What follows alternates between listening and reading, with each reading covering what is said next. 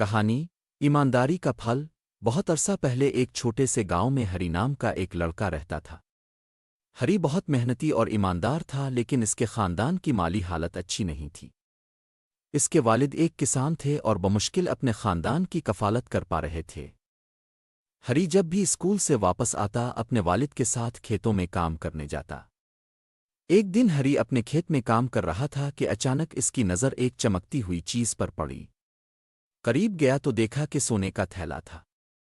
ہری نے تھیلا اٹھایا اور کھولا تو دیکھا کہ اس میں سونے کے بہت سارے سکے تھے۔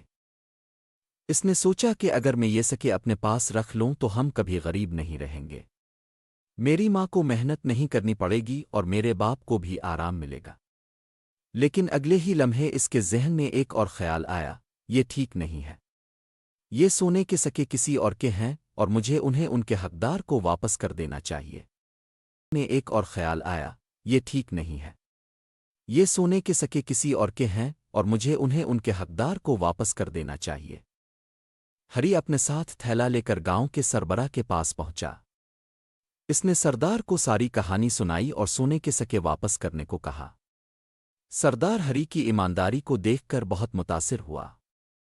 سردار نے گاؤں والوں کو بلایا اور ہری کی ایمانداری کی تعریف کی اور کہا، ہری نے ہم سب کے لیے ایک بہترین مثال قائم کی ہے۔ ہمیں بھی ہمیشہ ایماندار رہنا چاہیے اور جو کچھ دوسروں کا ہے اسے واپس کرنا چاہیے۔ کچھ دیر بعد ایک بوڑھا آدمی وہاں آیا۔ وہ بہت پریشان نظر آ رہا تھا۔ اس نے سردار سے کہا کہ میرا سونے کا تھیلا گم ہو گیا ہے جس میں سونے کے بہت سے سکے تھے، اگر مجھے وہ نہ ملے تو میں برباد ہو جاؤں گا۔ سردار نے بوڑھے سے چند سوالات پوچھے تاکہ یہ یقینی بنایا جا سکے کہ وہ اصل مالک ہے۔ جب معلوم ہوا کہ تھیلی اسی کی ہے تو سردار نے تھیلی بوڑھے کو واپس کر دی۔ بوڑھے کی آنکھوں میں آنسو تھے اور ہری کو گلے لگا لیا۔ بوڑھے آدمی نے کہا، بیٹا تم نے جو کچھ کیا ہے وہ بہت اچھا ہے۔ میں تمہاری ایمانداری سے بہت متاثر ہوا ہوں۔ میں یہ تھیلی تمہیں تحفے میں دینا چاہتا ہوں کیونکہ تم واقعی اس کے حقدار ہو۔ یہ سن کر ہری نے کہا، نہیں دادا، میں نے صرف اپنا فرض ادا کیا ہے، یہ تھیلا آپ کا ہے اور آپ کا ہی رہنا چاہیے۔ میری ماں نے مجھے سکھایا ہے کہ جو چیز ہماری نہیں ہے اسے کبھی نہیں رکھنا چاہیے۔ بوڑھے نے اس کی بات سنی اور کہا، بیٹا تم نے مجھے جو چیزیں سکھائی ہیں وہ بہت اچھی ہیں، لیکن میں پھر بھی تمہاری مدد کرنا چاہتا ہوں۔ میں تمہارے گھر والوں کو کچھ رقم دینا چاہتا ہوں تاکہ تمہاری پڑھائی میں کوئی مشکل نہ ہو۔ مستقبل۔ ہری نے نہایت شائستگی سے بوڑھے کا شکریہ ادا کیا اور اس کی مدد کو قبول کیا۔ اس کے بعد ہری اور اس کا خاندان خوشگوار زندگی گزارنے لگا۔ ان کی ایمانداری اور محنت نے ان کی زندگی کو ایک نیا رخ دیا۔ اخلاقی تعلیم۔ اس کہانی سے ہم سیکھتے ہیں کہ ایمانداری ہمیشہ سب سے بڑی خوبی ہے۔ ایمانداری کا پھل دیر سے مل سکتا ہے لیکن اس کا صلہ ضرور ملتا ہے۔ ہمیں ہمیشہ صحیح راستے پر چلنا چاہیے چاہے حالات کچھ بھی ہوں۔ ہری کی ایمانداری اور محنت کی خبر پورے گاؤں میں پھیل گئی۔ سب اس کی تعریف کرنے لگے اور سب اسے رول ماڈل کے طور پر دیکھنے لگے۔ ہری بھی اپنی پڑھائی میں پہلے سے زیادہ محنت کرنے لگا۔ پڑھائی کے ساتھ ساتھ اس نے اپنے والد کے فارم میں بھی کام کیا تاکہ خاندان کی مالی حالت بہتر ہو سکے۔ کچھ مہینوں بعد گاؤں میں ایک نیا اسکول کھلا جو پہلے کے اسکول سے بہت بڑا تھا اور اس میں تعلیم کے ساتھ ساتھ کھیلوں اور دیگر سرگرمیوں پر توجہ مرکوز تھی۔ لیکن اس اسکول کی فیس بہت زیادہ تھی جس کی ادائیگی ہری کے گھر والوں کے لیے مشکل تھی۔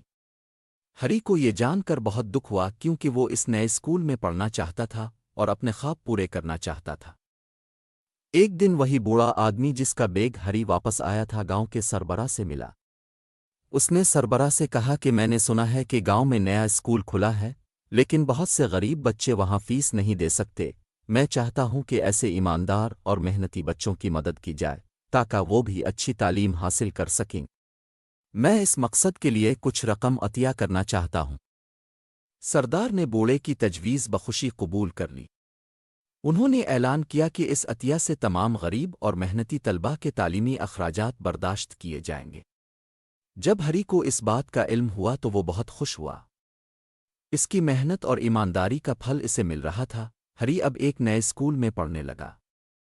وہاں کی سہولیات پچھلے اسکول سے بہت بہتر تھیں اور اساتذہ کے پڑھانے کا طریقہ بھی مختلف تھا۔ ہری نے ہر موضوع پر بہت توجہ دی اور پوری لگن کے ساتھ اپنے تمام سبق سیکھے۔ اس کی اچھی کارکردگی کی وجہ سے اسے اسکول سے اسکالرشپ بھی ملی جس سین اس کے خاندان کا بہت بڑا بوجھ ہلکا ہو گیا وقت گزرتا گیا اور ہری اپنی محنت اور ایمانداری سے ترقی کرتا رہا اس نے پڑھائی میں بہت اچھے نمبر حاصل کیے اور پورے ضلع میں سب سے اونچے نمبر پر رہے اس کی کامیابی کی کہانی اب نہ صرف اس کے گاؤں بلکہ پورے ضلع میں گونج رہی تھی ہری کی اس کامیابی کو دیکھ کر ضلع کے ایک بڑے کالج نے اسے اعلیٰ تعلیم کے لیے مکمل اسکالرشپ کی پیشکش کی اس نے یہ موقع ہاتھ سے جانے نہیں دیا اور اپنے خوابوں کی طرف بڑھنے لگا کالج میں بھی ہری نے اپنی محنت جاری رکھی اور ہر سال اچھے نمبر حاصل کیے اپنی ایمانداری اور محنت کی وجہ سے کالج میں بھی انہیں کافی عزت ملی کالج مکمل کرنے کے بعد ہری کو ایک بڑی کمپنی میں نوکری کی پیشکش ہوئی یہ ملازمت اس کی زندگی کو مکمل طور پر بدل سکتی تھی کیونکہ تنخواہ بہت اچھی تھی اور وہ اپنے خاندان کی مالی حالت کو بہتر بنا سکتا تھا